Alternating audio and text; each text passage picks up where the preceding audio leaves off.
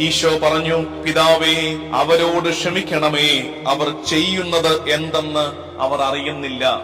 കുരിശിൽ കിടന്നുകൊണ്ട് ഈശോ അവന്റെ ക്ഷമ വെളിപ്പെടുത്തുകയാണ്. നീ ബലിയർപ്പിക്കാൻ പോകുമ്പോ ആർക്കെങ്കിലും നിന്നോട് വിദ്വേഷമുണ്ടെന്നിരിക്കെ ബലിവസ്തുക്കൾ അവിടെ വെച്ചിട്ട് പോയി രമ്യപ്പെടുക. അതേ കാര്യം ഈശോ കുരിശിൽ കിടന്നുകൊണ്ട് ചെയ്തു. അവനവന്റെ ബലി പൂർത്തിയാക്കാൻ തുടങ്ങുമ്പോൾ അവൻ തിരിച്ചറിഞ്ഞു, തൈ നിൽക്കുന്ന കുറെ പേർക്ക് അറിഞ്ഞോ അറിയാതെയോ തന്നോടൊരു അനിഷ്ടമുണ്ട്. ഈശോ എന്താ ചെയ്യുന്നത്?